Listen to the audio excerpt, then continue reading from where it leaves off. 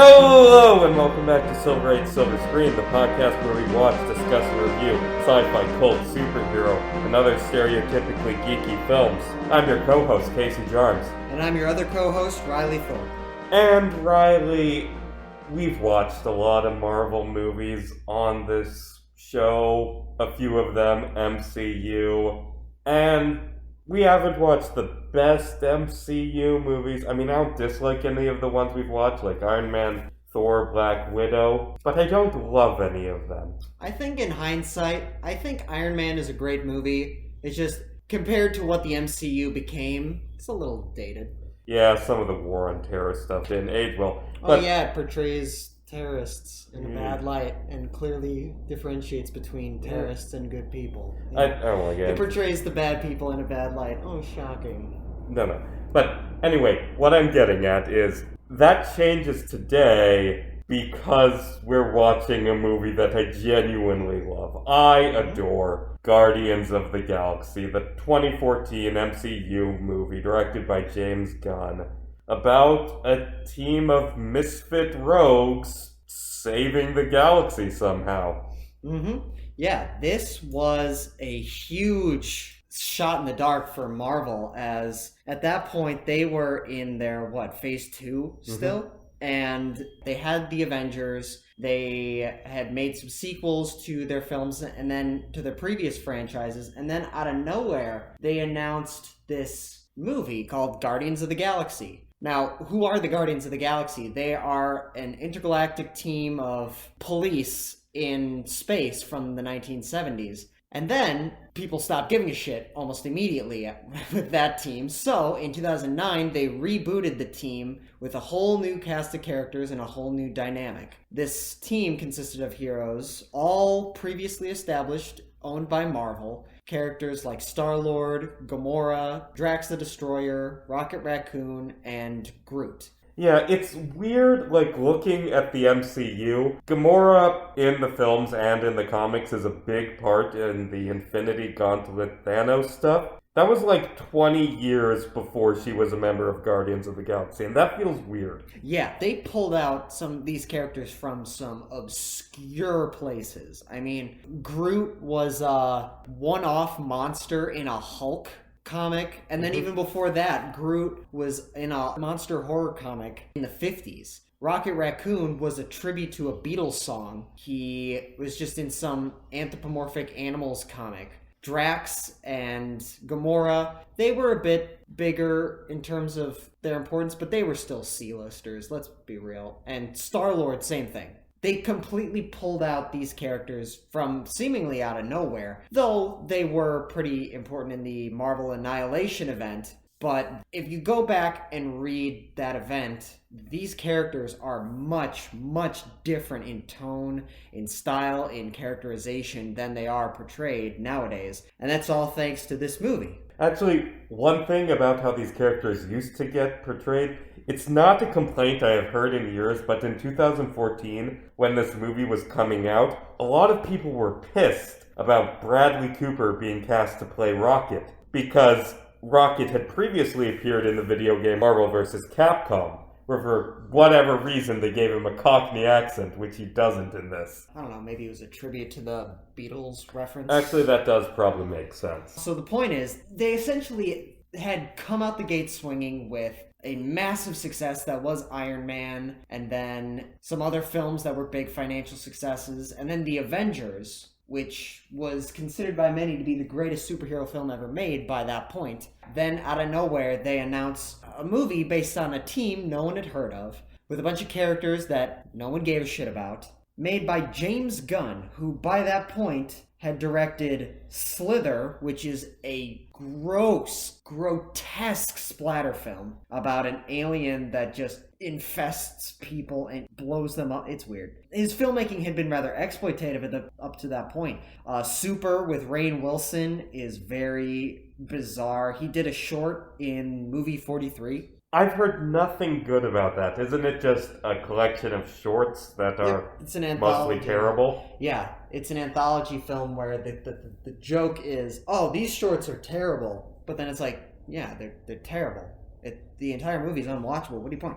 The one that James Gunn was in is about a woman who is babysitting for her boyfriend's pet cat, and the pet cat is constantly trying to murder her, and she keeps walking in on it, jerking off. Okay, you had me until you said she keeps walking in on it, jerking off. Yeah, it's also animated, so... the cat's animated. Point is, the very next year after directing that, James Gunn comes out with Guardians of the Galaxy. And this was a surprise success for Marvel. It was such an incredible success. They planned sequels, spin-offs on Disney Plus, a Christmas special. They've made rides at Disney theme parks and shit. The Guardians of the Galaxy went from being nothing to being such a huge part of Marvel since then. You know, I haven't really read the Guardians of the Galaxy comic, but I'm pretty sure after the success of this film, they just started putting actual A-list superheroes on the team in the comics. Yeah. Like, I'm pretty sure Venom and Shadowcat are part of it now. Yeah, Iron Man was on there at one point. Oh, he was?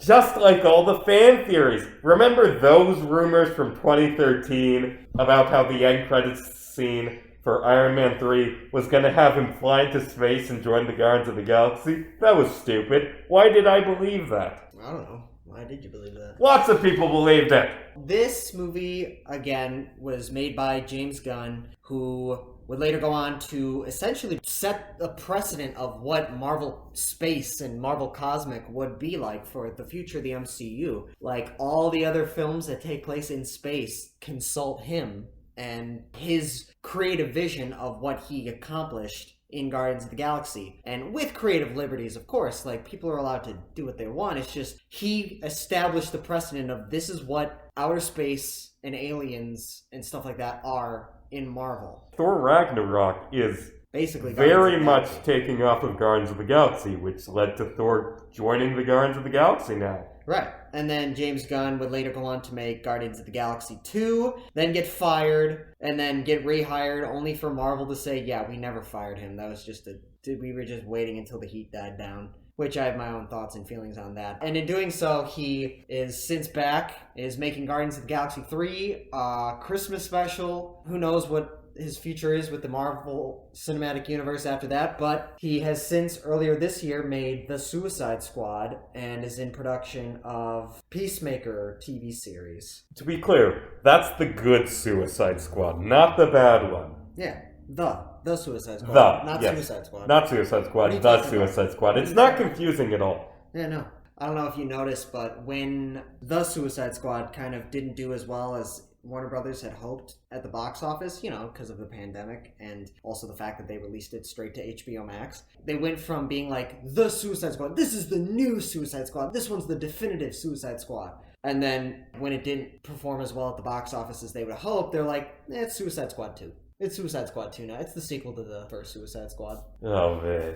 Yeah. Why'd I say Oy vey? I don't know. This movie really revolutionized the MCU at the time. I mean, think about it. After the Avengers, in 2013, we had Iron Man 3 and Thor the Dark World. A lot of people consider Thor the Dark World to be the weakest film in the MCU, and in many ways, I do agree with that. And there's still a lot of people arguing today about whether or not Iron Man 3 is a good movie at all. And I like it. I do too. I think it is very flawed. I just think it's too flawed for me to call it a great film. But the point is, that was after the smash success that was The Avengers. They had a year that's kind of divisive among fans, and then in 2014, they had Guardians of the Galaxy and Captain America Winter Soldier.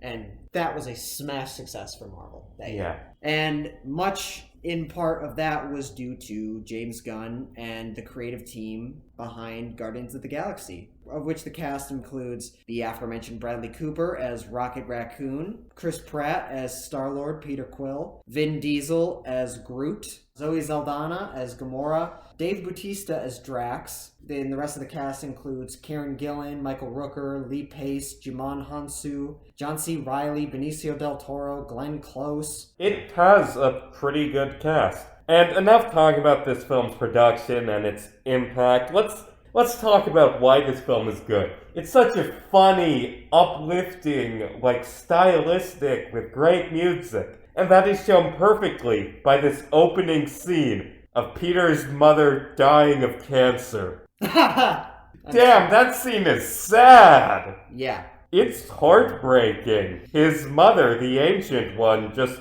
dies of cancer and, reaches out for him and he just runs away. And then, out of nowhere, is taken up by a giant spaceship into space. Cut to, what does it say, 18 years later? Yeah, he's an adult now. Yeah, he's Chris Pratt aged. Decades later. Now that we're talking about the depressing part of this movie, the post-credit scene of this film, the original post-credit scene that James Gunn had written, was arguably the most depressing thing in the entire MCU. Go on. It would cut to Earth, and there'd be an old man sitting at a farmhouse on the front porch, rocking in a chair.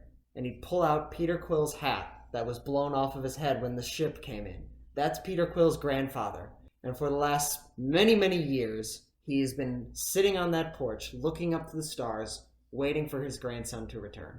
God, that's depressing. Really, this film does Grandpa Quill dirty. That poor man. Yeah. I do hope it is not shown on screen, but Peter was on Earth during Endgame for a few weeks. Please tell me he went to wherever, Missouri, and told his grandfather he was alive.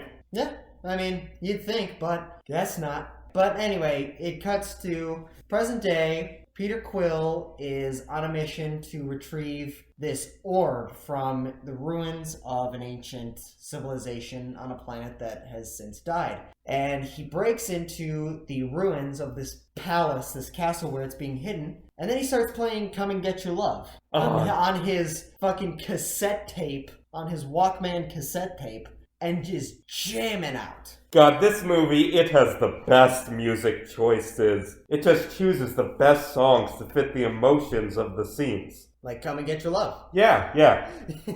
I'm blanking on every other song in this movie. All I can remember is Mr. Blue Sky and the Chain, which are in the sequel. What else plays during this? I'm Not in Love. Go All the Way. The Pina Colada song. Oh, right. Pina Coladas. That's great. Moonage Daydream. Cherry Bomb. Oh, right. And now, as you're saying them, oh yeah, Cherry Bomb. That plays when they're suiting up to go take out the Dark Aster. Ain't No Mountain High. Yes, this movie, it has the best songs. I Want It Back. Or I Want You Back. Spirit in the Sky. Actually, something I've heard, for the production of Volume 2, they had a really hard time finding Sony Walkman, because this film inspired people to buy them. I do find it interesting how, for every Guardians of the Galaxy movie that goes into production, since this one, obviously, by every single one, I mean 2, it is a big deal that James Gunn makes a public statement yes, I already have an entire list of songs I'm going to use. And it's such a big deal, oh my god! That's how great the music is in these movies, in particular. Again, James Gunn and the creatives at Marvel, for this movie, they went with, again, kind of fitting into that 80s nostalgia. Peter Quill is a product of the 1980s on Earth, and he's in space, living the Ravager dream. He's a Ravager, which basically means he's a scoundrel, a pirate. Yeah, space pirates. They're led by Sylvester Stallone in the sequel. Yeah, only it's not like the glamorous, badass, Han shot first, Han Solo type. It's more so just get drunk in public, have a couple misdemeanors on your record, and that's glamorous to some people. Yeah, I suppose. Peter Quill, after doing a great dance number to a great song, finds the orb and steals it. Yeah. Only to turn around and get confronted by Kree soldiers. Well, they're not Kree. They're working for Ronan the Accuser, who's a rogue Kree extremist. Yeah, are they Kree? It's weird. Most Kree you see in the movies have blue skin, but there are occasionally, Jude Law and I'm pretty sure, what's his face? Jamon Hansu. Sure. Why are only some Kree blue? Also, side note, in the comics, Yondu and Nebula, they are not Kree. There are 5 different blue-skinned alien races in Marvel Comics for some reason. That is interesting because Yondu actually was a member of the original Guardians of the Galaxy team from the 70s. He was written into this film as Peter Quill's father figure, mentor, albeit a very abusive mentor and father figure at that. Yondu. He's such a good character, especially in the sequel, but maybe not the best dad. No. But he's a better dad than Ego. That is not a high bar. But yeah, Peter is confronted by the Kree soldiers. Actually, there's a lot of really bad dads in the MCU. You ever thought about that? Are there any good dads? Hawkeye. Ant-Man? Yeah, Ant-Man's probably the best dad. Probably Iron Man. I'd say. He was pretty good in the scenes we saw. Name one other good father, though. Hank Pym? Well... No. Nah. I love Hank Pym, and I understand the struggle he went through, but he was not a good dad. Like you say, Yondu is like arguably the best space dad. Let's narrow it down to space dads. Who you got? You got Ego and Thanos. Yeah, Yondu wins.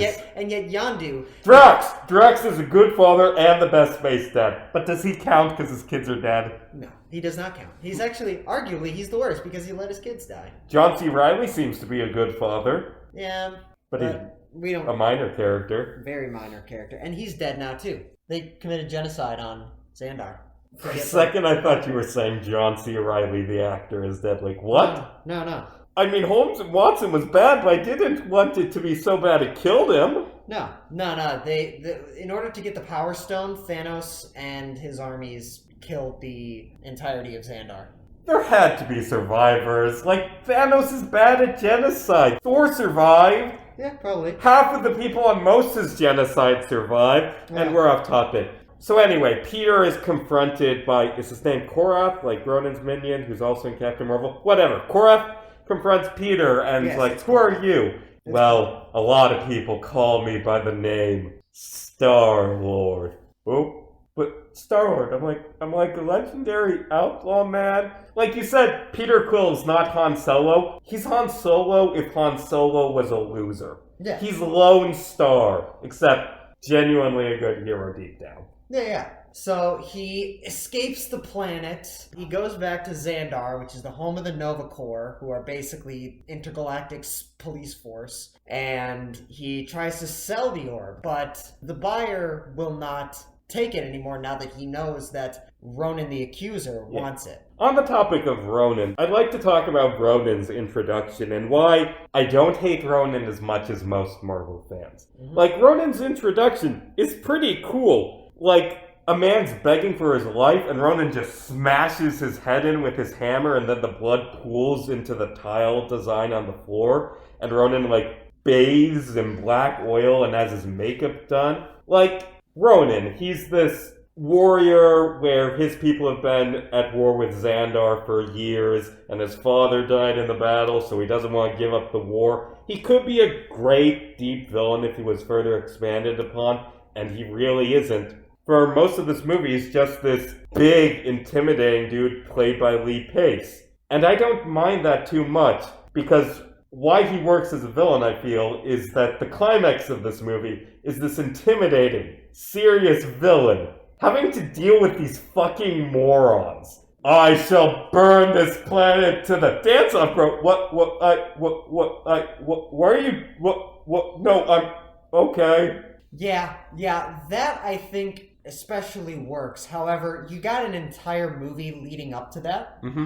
My problem with Ronan, I agree, I don't hate Ronan as much as most MCU fans do. Because he is such an intimidating force. Like, he is an intense, super serious badass, and he does earn that emotion, that feeling and emotion directed at him. I mean, he fucking crushes a guy's head in his introductory scene. You know, and later on we're told by Glenn Close, who's Nova Prime, that he is actively like slaughtering entire families. Yeah, like Drax's. Yeah, exactly. So he's very intimidating and he earns the emotion. But my problem with him is up until that last scene where it's like the two tones are clashing, everything before that, the tone that Ronan brings completely conflicts with the tone of the rest of the movie. Yeah, like the tone is very lighthearted and fun and very emotional,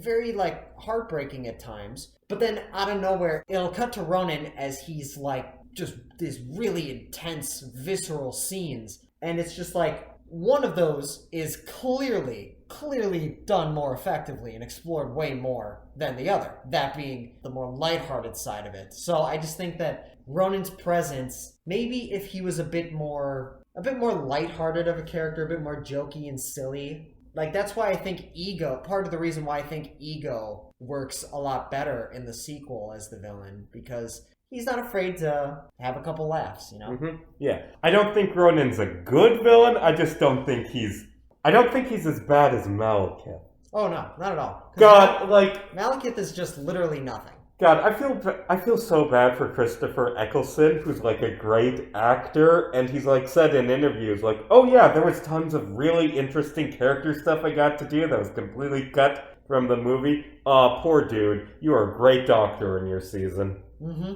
So, Peter goes to Xandar, tries to sell the orb, gets turned down, and when he walks out, he runs into a few obstacles. Gamora, a minion of Ronan, sent to get the stone from Peter, who's planning to go Turncloak, and also Rocket and Groot, a pair of bounty hunters sent by Yondu to take out Peter. And they have their big comical scuffle, like Groot tries to tie up Gamora at one point because he can't tell her and Peter apart. This is all because Peter was supposed to bring the orb back to Yondu so they could sell it and he could share all the money. But Peter decides, he's like, nah, screw you guys. You've been threatening to eat me my entire life if I don't fall in line, and yet somehow you are still the better of my two fathers. And you're better than literally every other father in this goddamn universe, except for Ant-Man. But Ant-Man's best dad. Yeah. Second Ant-Man. Yondu and the Ravagers are after him. They put a bounty on his head.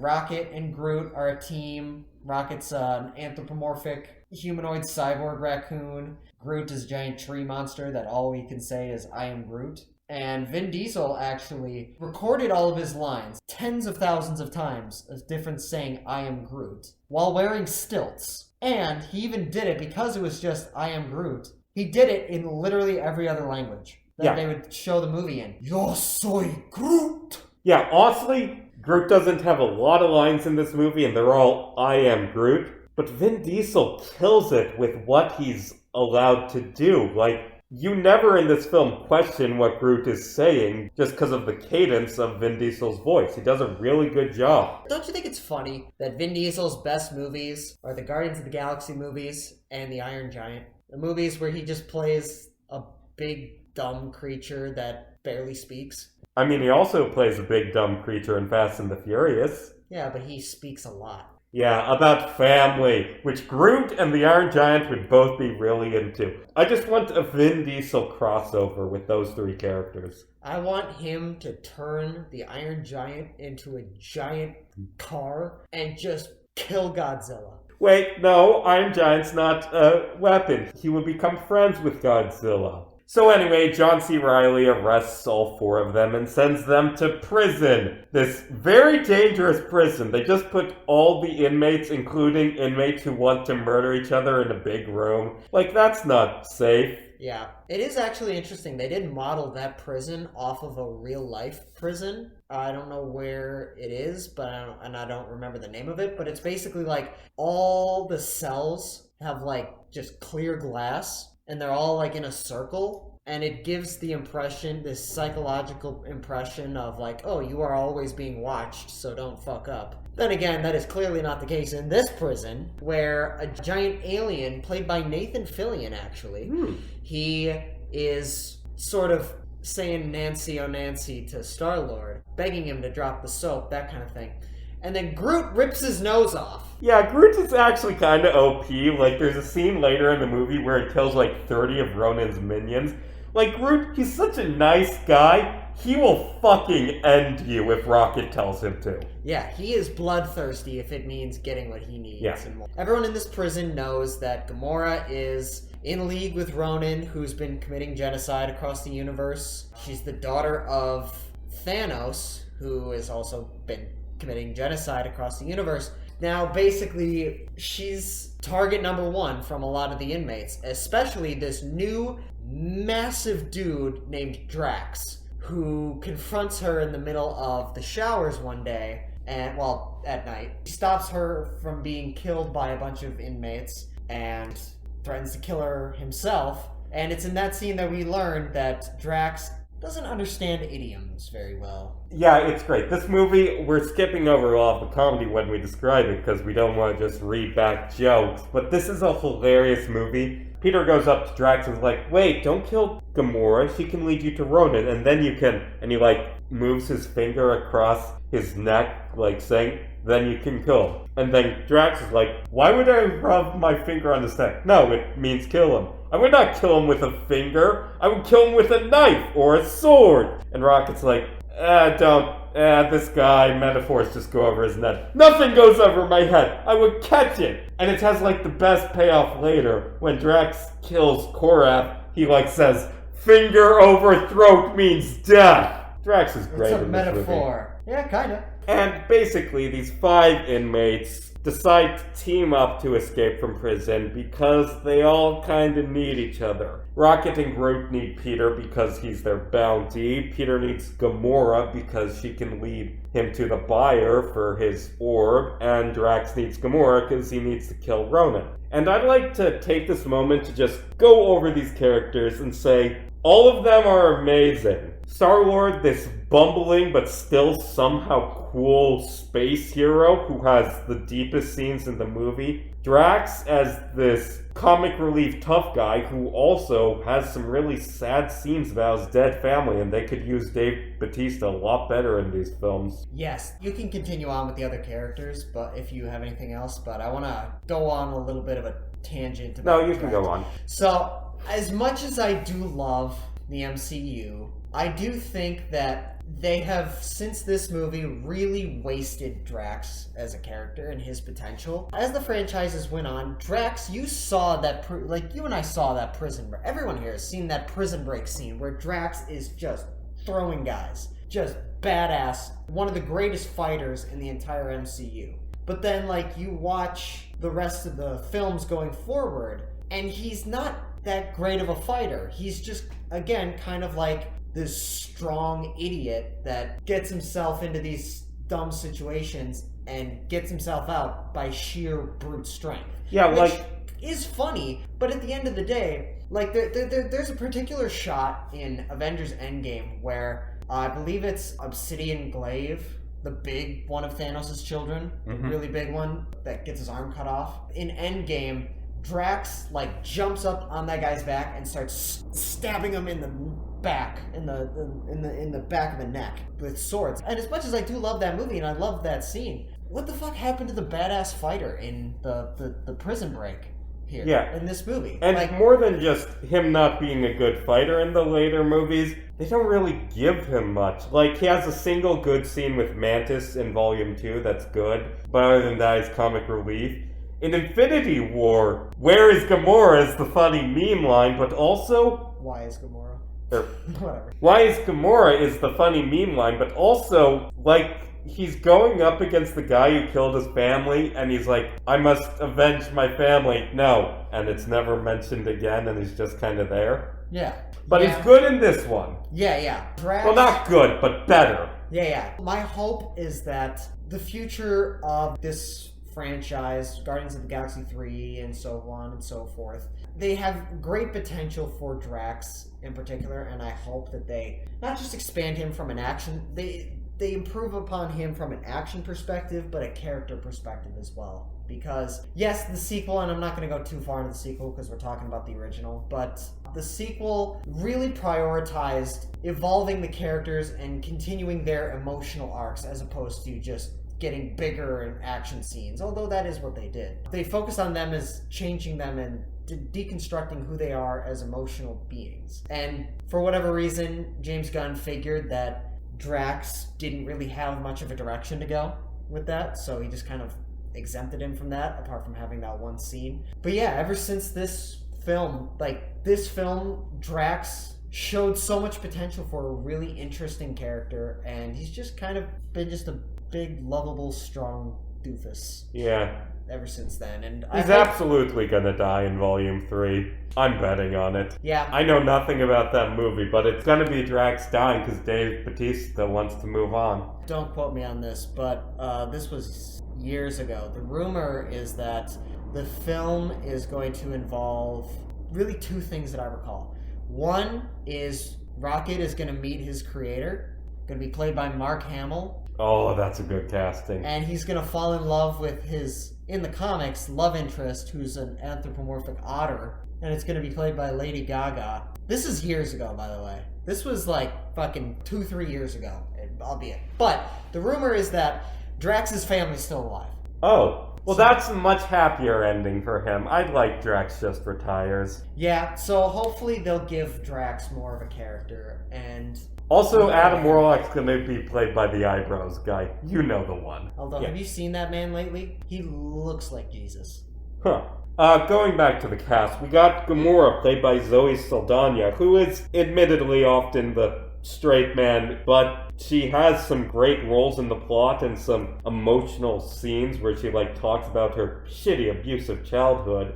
Mm-hmm. And also, she's really cool in fight scenes. Yeah. Rocket is just hilarious. And Groot. God, Groot is the best fucking character. Yes. I really liked that they didn't take Rocket in because Rocket could have very easily been the comic relief character. Mm-hmm. And at that point, you got a CGI fucking raccoon, a CGI little rodent running around making jokes about everything. That could have been stupid, and that could have been stupid and childish, but they actually really made it work. Yeah, he's smart and he's an asshole, and everyone's the comic relief. Yes, absolutely. And the CGI on Rocket is incredible. They really did a great job with the CGI of his character, especially given the fact, interestingly, they modeled Rocket's design of this pattern and his fur and stuff after a real-life raccoon named Oreo.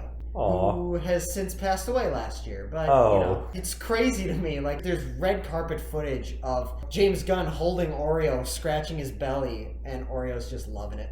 But you look at a photo of Oreo, and it is Rocket. God damn, that is the same person. Well, raccoon. Yeah. I know they're fucking raccoons, but you look at Oreo, and you're like, that is Rocket Raccoon. That looks exactly like him.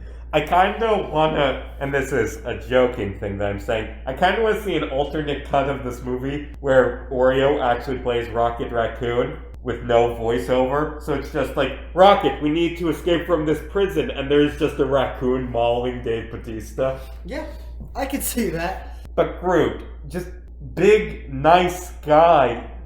He's nice. And he cares about the rest of the team, and I don't know why, but that makes him the greatest MCU character, and his death is so sad, except kind of undercut, but kind of not, I'll get to that. And there's this tiny moment when they're in nowhere where he just gives a flower to a little kid, Groot's the best. Yeah, Groot's really cool. And anyway, they escape the prison after a mix of hilarity and honestly some pretty fucked up implications of stuff. He tells him, Peter, go grab that guy's leg. And that eventually went on to become a reoccurring joke with Rocket that I feel like sometimes pays off, sometimes doesn't. He just has this weird fascination with prosthetic limbs and stealing them. Yeah. Which I guess really, if I am being honest, again, not to get too much into the sequel, but really the only other time I really thought that joke landed was in Infinity War when he goes to Winter Soldier. Hey, how much for the arm? It's not for sale. Oh, I'm gonna get that arm.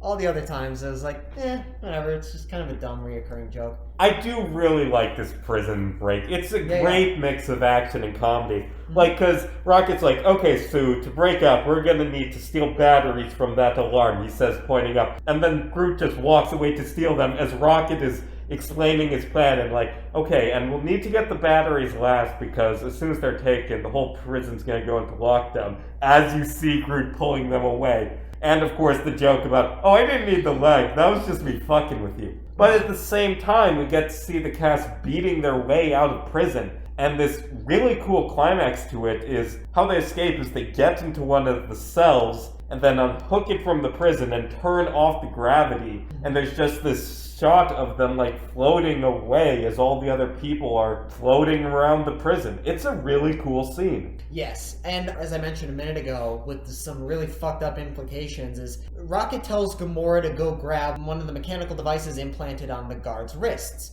She grabs a guy, one of the guards, and he's like, you're not gonna get it out of me. It's internally wired. And she says, I'll think of something, and then breaks his arm. And then we don't see what the fuck happened the rest of that scene. Some fucked up shit. Again, that's James Gunn's splatter horror filmmaking past, along with his very explicit humor and violence that he's explored before and since. And it's all really great. They escape the prison. Peter steals back his Sony Walkman. Then they go to a place called Nowhere, which is a place from the comics. It is the decaying skull of the severed head of a Celestial. God, Nowhere is just such a cool setting idea. It's just awesome. This skull that is being mined out, that the walls are made of decayed flesh, and there's these massive pools of pus that Drax almost drowns in. It's a really cool setting that Thanos destroyed.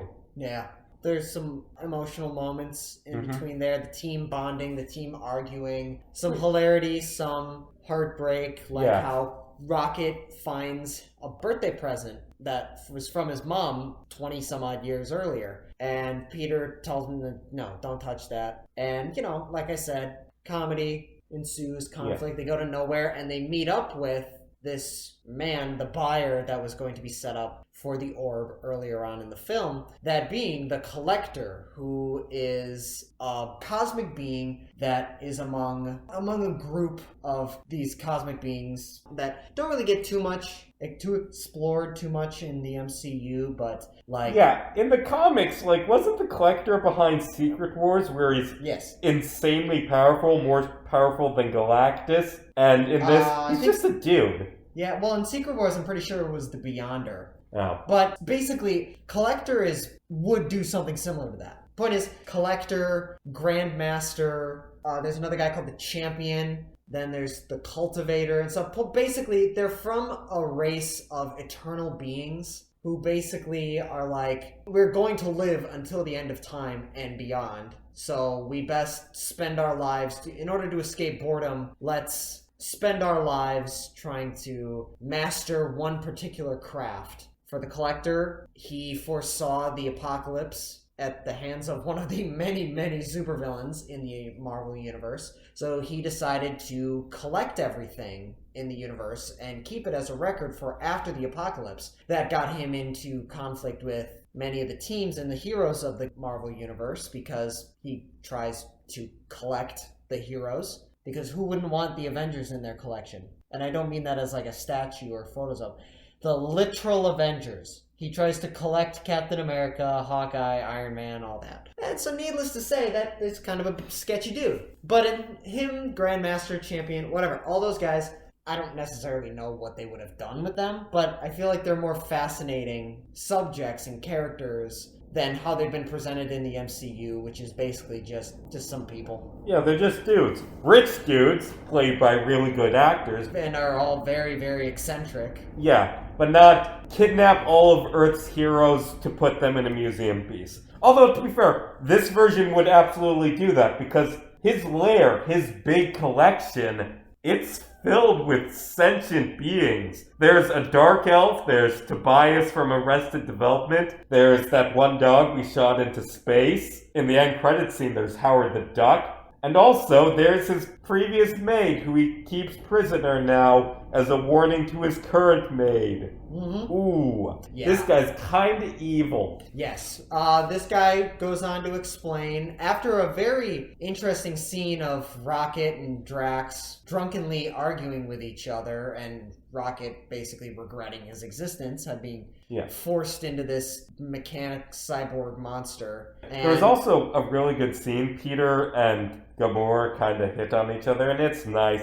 But he talks about the movie Footloose, which is the greatest movie ever. It isn't. And he says there was this town where all the people had sticks up their butts. Why would people torture like that? I do not understand. Ah, metaphors. They go over her head too. But like Drax, she is too quick. Yes, but I will say one quick thing. I like Star-Lord and Gamora's relationship.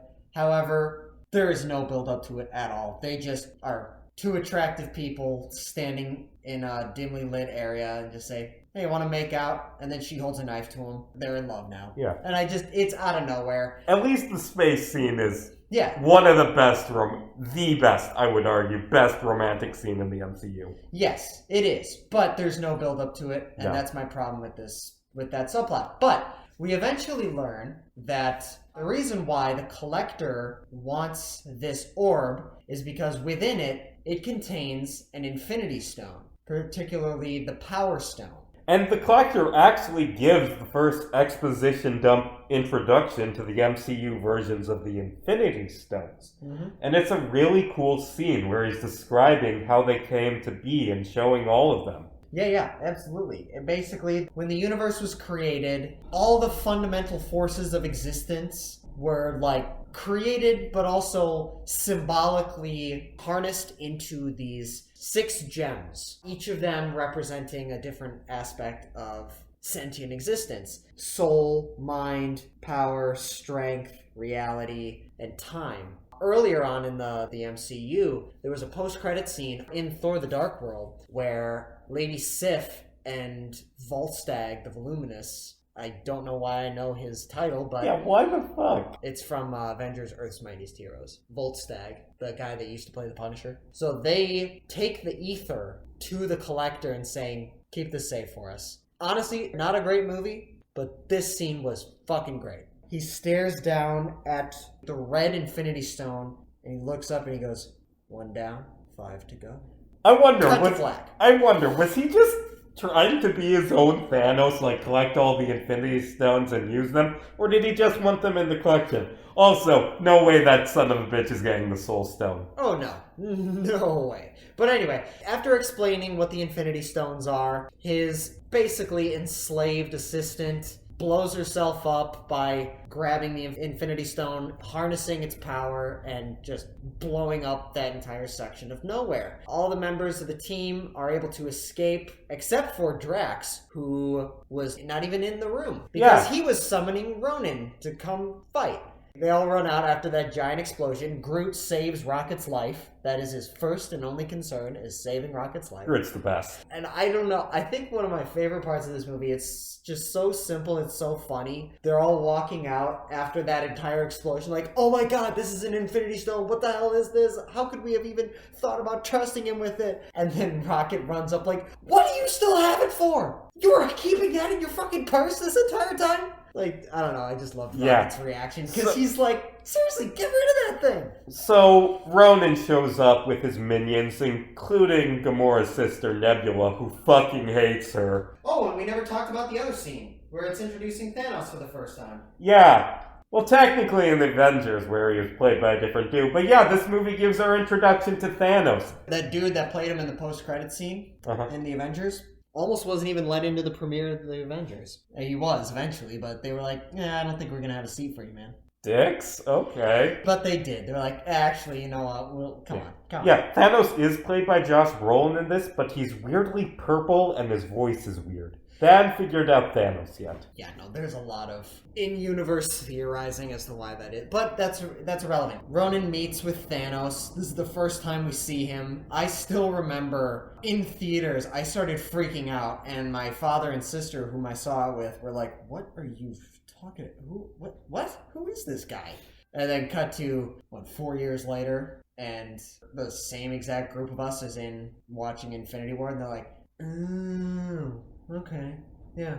He's a cool dude. Yeah, but we get bad dad. Yes, we get one of the many MCU bad dads, as we've discussed. We've introduced to Thanos, who addresses the fact that his quote favorite daughter Gamora has abandoned them. He sends Nebula, his other daughter, to go bring the orb back, which is funny to think about because Thanos does such a bad job of keeping track of his Infinity Stones, don't you think? Yeah. He willingly sends the trickster god to go steal one and open up a portal. You know, the trickster god, the guy you can't fucking trust. You want to know how he does that? He gives him another Infinity Stone. He gives the God of Mischief, the guy who literally stabbed his own brother in the back repeatedly for centuries. He gives him 2 Infinity Stones and says, hey, do it for me. And is surprised when he loses both of them. Yeah, until Infinity War, Thanos is a fucking loser. He's -1 at this point, with 2 he failed to get. Yeah, and then with this one, like, all he has to do is go there or send someone he actually fucking trusts to go grab the Power Stone and be like, I don't know, the Black Order. All of them, except for Nebula and Gamora, seem to completely trust him blindly. So why don't send one of them to go grab the orb? No, he fucking sends Ronan, this pouty child, as he puts it, who he doesn't trust and constantly fucks up for him. He sends him to send another guy who fucks up. It's called delegation, Riley.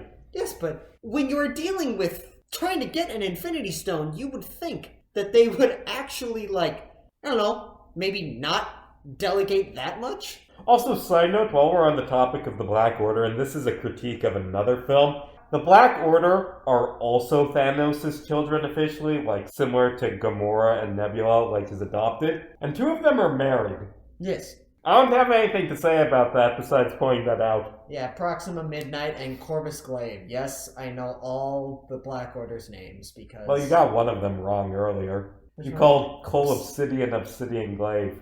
Oh, you're right. I got that wrong. But so anyway, Ronan shows up with Nebula, and there's this big fight over the orb in these, like, mining ships. That's actually kind of cool, because the mining ships are indestructible, so just fly them into Ronan's ship. Drax takes Ronan on by himself, gets his ass kicked, and thrown in a pit to drown, and Ronan has this great line. I think it might even be better than the M. Bison line from the Street Fighter movie. I do not remember killing your family, and I doubt I will remember killing you. God damn, Ronan! Yeah. Ultimately, Ronan gets the stone and escapes with it, and Gamora's ship gets blown up when she's in outer space, and she's dying. And Peter jumps into action to save her. He flies out to her and takes off his helmet to give it to her so she doesn't die, because... Actually, I just realized how Oedipal Peter is, that Gamora reminds him of his dead mom, and that's why he saves her. Yeah. But it's such a good moment of Peter dying for Gamora, and then the light shining on them as Yondu's ship appears. It's a phenomenally shot scene, the music is amazing, it's this great character moment, and that's why I love this film so much. Not just because it's fucking hilarious, because it has moments like that, and at the end when they're all holding the stone, that are these really deep, impactful character moments that are shot amazingly. Yes, I completely agree, and I don't think I really have anything to say, but yeah. From there, Groot saves Drax's life. Just pokes him in the lung. Hope that doesn't get infected. Yeah, no, not at all. Drax, he's a big guy. Especially since, he's completely covered in decaying, rotting pus. But, Space penicillin. Right. Rocket sets him straight like, hey man, we all got dead people. We all have stuff we regret. We all have people we miss. But that doesn't mean you get to destroy yourself and the people around you on the way there. And Rocket wants to go hide, but Groot convinces them to go rescue Peter and Gamora, who are actively being tortured by the Ravagers and Yondu. And then Peter convinces them to team up with them. And then the rest of the Guardians show up, almost blow up the entire ship. God, that's like the funniest moment in the movie. Peter manages to get out on his own. Then Rocket shows up, drunk, and calls Yondu and says, if you don't hand Peter over in 5 seconds, I'm going to blow up the ship that you are holding Peter on, killing Peter. And Peter just grabs the mic and like, Rocket, please don't. Oh, hey, Peter, how's it going? I also love it. He's like, you have 10 seconds. 10, 9, 8, 7, 6, 5, 4. They're like, whoa, God damn. Give them time to hand us over. Yeah, but I do think that is funny to note it. Like, the last few scenes we've talked about, they're all literally back to back to back. Mm-hmm. And Rocket and Drax are still wasted. You ever think about that? Like this entire time, like meeting with the Collector, fighting Ronan's crew, finishing that giant thing that blows up moons, finding Yondu's ship and threatening him. All of that is like in a night. Yeah, And Rocket and Drax were hammered earlier. which also that kind of explains why Drax would call Ronan. Oh yeah, I guess so. Yeah. So basically, the Guardians, they don't call themselves Guardians until this point, though. So basically, the team decides, hey, they're assholes, but they're not gonna let Ronan destroy a fucking planet full of people. And they team up with the Ravagers to take out Ronan's ship and stop him, promising to give the Ravagers the Infinity Stone, which they will sell to another genocidal maniac, because the Ravagers kind of suck. Yeah, come to think of it, they would most likely either sell it to Thanos or Thanos would eventually get it eventually. So, had they given this orb to Yondu, all of this would have been for nothing. There are only 3 good Ravagers in the entire movie, and one of them is Yondu, who's a bit of a dick. But also, he has a cool arrow that he controls by whistling. Yeah. Side note, in that scene where he convinces all the Ravagers to join him, Rob Zombie's in that crew. Oh. Rob Zombie's he's a musician, filmmaker from the band White Zombie. He also did House of a Thousand Corpses, the late 2000s Halloween movies. You know, he's a prominent exploitation horror violent movie filmmaker. He's in there somewhere. I don't know where, but he's in there. But anyway, I do think that scene where the Guardians are all sitting in that room talking about like, hey, we're all pieces of shit, but we're in the position to do something right here. Ronan has the orb and is on his way to completely destroy Xandar in the process and all the billions of people that live on the planet. But the team has this heart-to-heart where they're all like, no, what are you talking about? We can't go up against this force, until they all together come to this conclusion emotionally like, yeah, this is something we have to do. I love Gamora's line in that. I have lived surrounded by my enemies. It will be an honor to die surrounded by my friends. Or is that a Drax line? I wrote it down, but I didn't write down who said it. I don't recall either for some reason. Yeah. But, Rocket says, I don't have that long of a lifespan, and you will not believe what Groot says. I am Groot. I am Groot. Yes. And then I know Drax said something like, if I am to die in battle, at least I'll see my wife and daughter again. Right. It's a really good scene. And they fly off to stop Ronan, who's something I've seen this movie a ton of times before, because this and its sequel are the MCU movies that get shown on TV a lot. I don't know why. Yeah. Like, particularly FX. FX always shows Guardians of the Galaxy Volume 2. Once a week. I'm not complaining, it's a great movie, but why that one so much? They also show, whatever the latest Transformers movie is. And also, those aren't good. And also, the 21 Jump Street movies. Those I do like. But, a PG, TV-14 edited down version of those. They either have, really shitty action movies or, a hilarious rated R comedy that's edited down for TV, or they'll just have Guardians of the Galaxy. That's what FX always plays 24/7. And it's for years. Weird because the shows they produce themselves are of a darker rating than the movies they edit for TV. It's so weird. Right.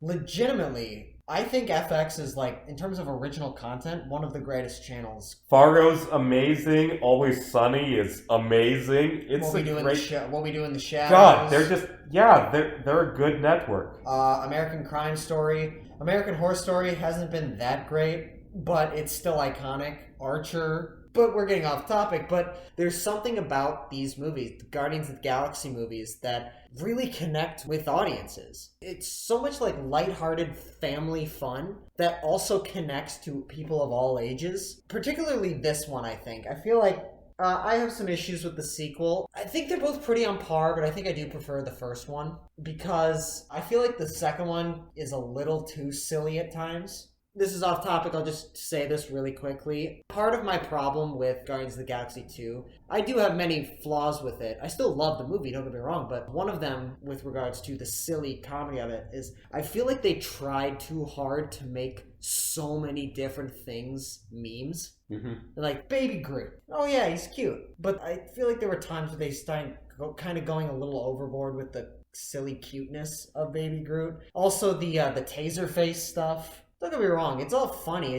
I feel like overall it's like... They say it too many times. I feel like it reminds me a lot of the campaign trail for the Sonic the Hedgehog movie from last year, where they basically were making stuff with the intent on it becoming a meme, and it's so blatantly obvious. Like fucking the Donut Lord. Yeah. They had a poster where if you crop it enough, it just says Nut Lord. This is not subtle. Point is, that's a problem with the sequel, but what I'm trying to say is there's just something in this, there's just a tone and the humor and the action and the fun, adventure that really connects with an audience, and that's why this movie is so great. Something I realized while I was watching this movie again, Ronan's a dumbass. Like, you can just fly down to Xandar and no one will stop you. He could just fly down in a tiny ship, step off, boom, hit the planet with his hammer, genocide. Yeah. But no, he has to fly in this big, giant, slow-moving battleship.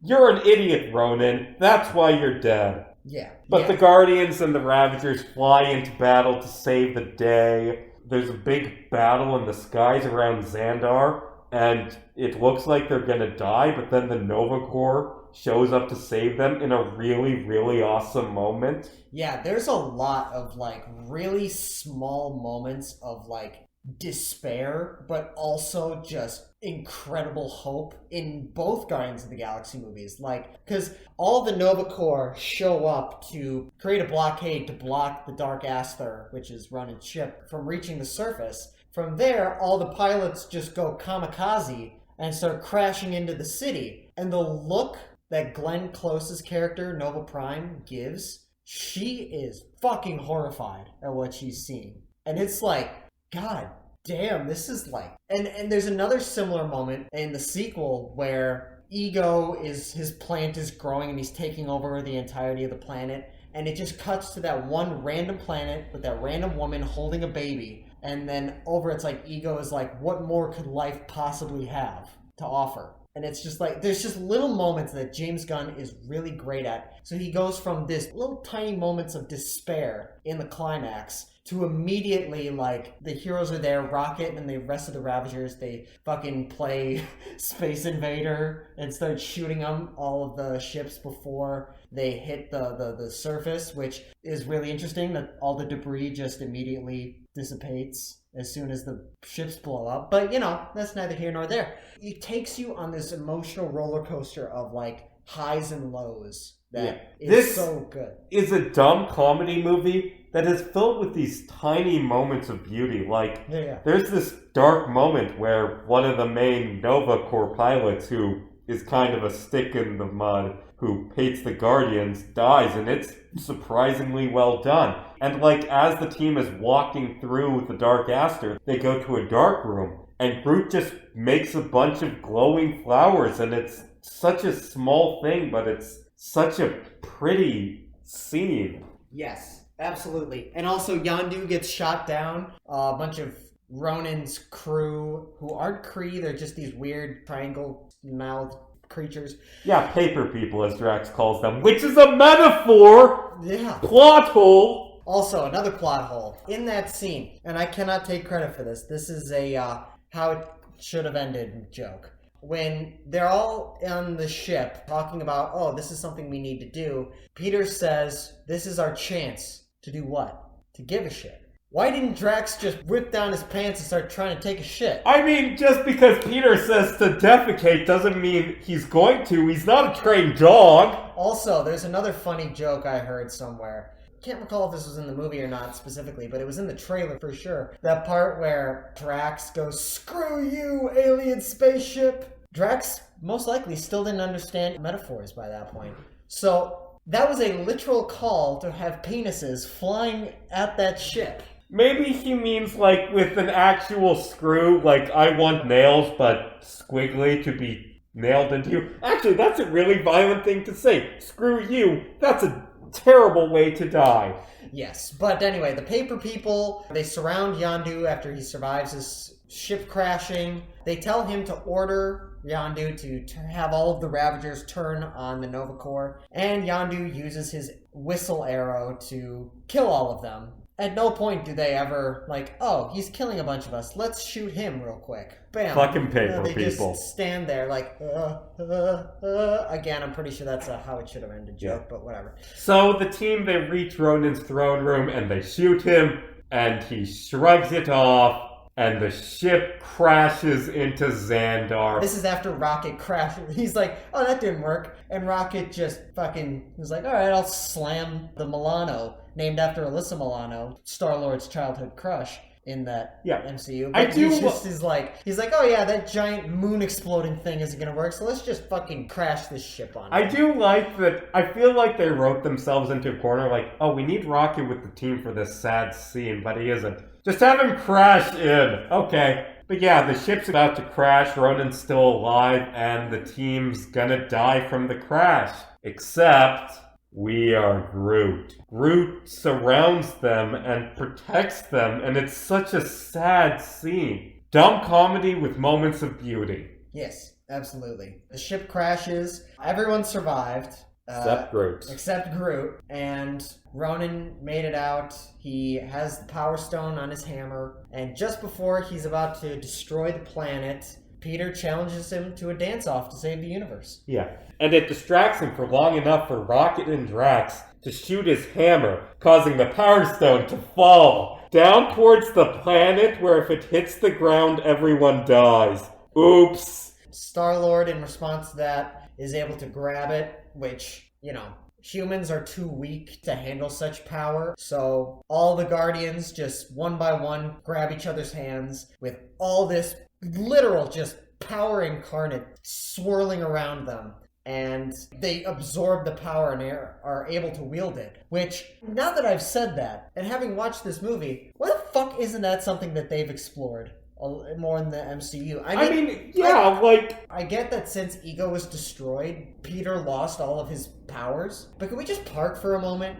Like, Peter was going to die. And he was seeing his mother's spirit asking for his hand. That's why he grabbed out Gamora. Like, yeah, in the MCU, in reality, the Guardians of the Galaxy are very, very low powered. That's why, in order to go up against Adam Warlock, that's why they needed Thor on the team. But what I'm trying to get at is they are talked about as very low powered, but at the same time, you realize that they held an Infinity Stone. Yes, and part of it's because Peter is half ego, but also the main thing is they share the burden together as a team because they care about each other. It's such an amazing scene. Like you mentioned, Peter is hallucinating his mom, just floating in space with some really good backgrounds, like saying, take my hand, like she did at the start, and Gamora's also sharing that, and he grabs her, and they all four just share the power, and Ronan's like, impossible! How can you do this?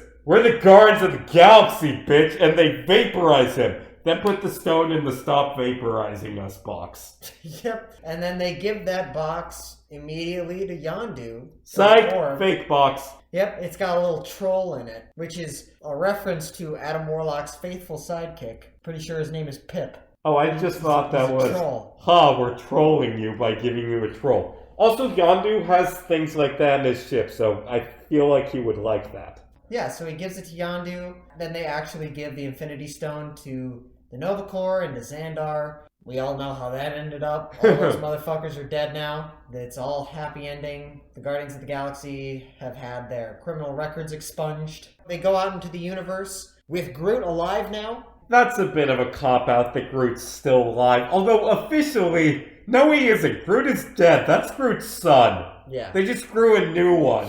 That's not the same person anymore. Yeah. He's dead. That's baby Groot. Groot Jr. Grunior. Oh, and they also find out that Peter is only half human. He's half celestial. Basically, they don't clarify that it's celestial yet, but he's half celestial. And we also learn that the reason why Yondu picked him up in the first place was to bring him back to his father. His father, who is a dick. Foreshadowing for the second one. Like, why did we all believe... Well, actually, no. As soon as we saw the trailer, everyone knew that Ego would be the villain. But why did... But, I mean, come on. Yondu said he's a dick. That means that he's going to be the new villain. Right, exactly. The Guardians of the Galaxy, having won the day, saved the planet, they go off into the galaxy, do a bit of good, bit of bad, bit of both. become basically heroes for hire, and then a month later, Guardians of the Galaxy 2 happens. End of the movie. Really great movie. If I haven't gotten this across yet, I love this movie. It's hilarious, the action's great, and it's filled with so many moments that are just beautiful. These characters are fleshed out, and I really care about them, and they have great chemistry with each other. This isn't a perfect movie, but I adore it. I genuinely love this movie. Not only was it such a big surprise for Marvel, like, it was a smash out of the fucking ballpark success for them. Guardians of the Galaxy has become such an important and influential part of the MCU. And this is all based on a team who, less than a decade ago, fucking 7 years ago, like 8 years ago. So many years, Riley. Shut up. It was 5. They were created in 2009. No, I mean, like, no, before the movie. 7 years ago, before the movie came out, no one gave a shit about this team. And now, they're a billion-dollar franchise, one of the most influential and beloved superhero franchises and teams and characters in the entire MCU and in the world. It's crazy how James Gunn just went from Slither and Super to becoming the face behind the scenes of the entire Marvel Cosmic and making the Guardians of the Galaxy, whom we all know and love today. It is crazy. They're about to make another video game about it. Hopefully it's better than that Avengers game we got last year. Oh, I've heard it's out already and is actually good, surprisingly. Oh, cool. Good for them. So we've reached the end of the show where we give a number so we can tier list it. Riley, where are you going to rate this? I think this movie is basically the best case scenario that it could have ever been. It's not perfect. There's a number of flaws I have with it that, honestly, you can get past because it's like this fun comic booky type movie. As I mentioned earlier in our X-Men reviews, some of the flaws that the X-Men movies have that I can't get past personally is because the movie takes itself so seriously, but these plot holes just don't, they're still there. What I'm trying to say is, in a bigger blockbuster action comedy movie where the point is, hey, let's just have some nice, happy, lighthearted fun, you can excuse some plot holes. And for that reason, I'm going to give it a 9 out of 10. How about that? I would say this is the best first superhero movie. Like, the best debut movie of a superhero. Either this or Shang-Chi. It's amazing. I love this movie. It has its flaws, and I do not give a shit because its highs are so high, so stratospheric. Up in the space, up in the galaxy, where Iron Man's flying to meet this movie that I would say is the best superhero movie we've watched on this show. I feel about this movie the way you feel about Spider-Man 2. I love this film. Yeah, absolutely. I would give it a 9.5 out of 10. It's a masterpiece. I know the third one comes out in 2023. I can't wait for that. I can't wait to see, especially where Infinity War and Endgame left off. I really am interested and fascinated to learn where this franchise goes in the future. And as I mentioned earlier, I hope that they give some closure, maybe utilize Drax in a more compelling way. I'd like to see some closure between Peter and his grandfather. Maybe just have a nice scene at the beginning like, hey, it's me, I'm okay. I don't know. I heard Groot is going to be a grown adult. Yes, Groot is back. I like baby Groot, teen Groot, but full-grown Groot is best Groot. But he's all beyond that. He's going to be like King Groot, as they say. He's King Groot! He's going to be like an old man. No. With a beard. Or not an old man, but like he's going to have a big beard and like... Oh, hell yeah. Be like a super regal, badass kind of guy. I don't know. I'm pumped for that. And next week, speaking of things I'm pumped for, we've been having a really good run of episodes. Some of the best movies we've watched, Spider-Man 2, this, The Shining, have been recent. I mean, we also had Dune. We also had Dune. But we're going to continue watching actually good movies. We're going to watch another hilarious sci-fi movie about aliens. Like The Thing. It is hilarious. Oh, God. I can't stop laughing when I see those horrific, nightmarish, bloody monsters. I can't stop laughing when I see that horrible CGI. I mean, I swear to God, like, they had great practical effects, but they redid all over it last minute with CGI, and it looks like shit. Yeah, we're watching The Good Thing. Yeah, the one from the 50s. Yeah, No, I know what you mean. Shut up. We're watching the one with... Kurt Russell. Yes, Kurt Russell. David, please. directed by John Carpenter. The one with Kurt Russell. The one with Peter's dad! See, it's connected! Continuity! Anyway, we're doing that next week. Riley, where find show, and also you? You can find more about the show on Instagram, TikTok, Facebook, Twitter, and YouTube at Silver Age Silver Screen, where you can check out updates to the show. You can check out me at Riley Thorpe on my YouTube channel, where I have content posting on a regular basis. Check out my YouTube to see my short films and Marvel documentary. Part 2 is coming out soon, if not already out.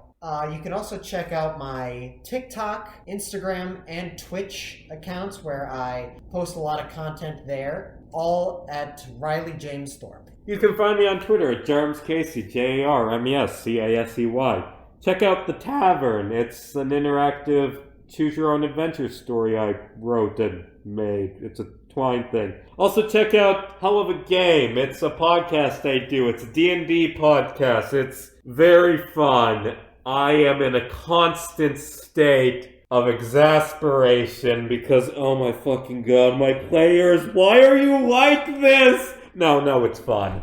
Anyway, we'll be back next week, assuming we don't screw over our grandfathers by never visiting. And then completely forgetting about him in the MCU. Seriously, that's the one plot hole I need in my life.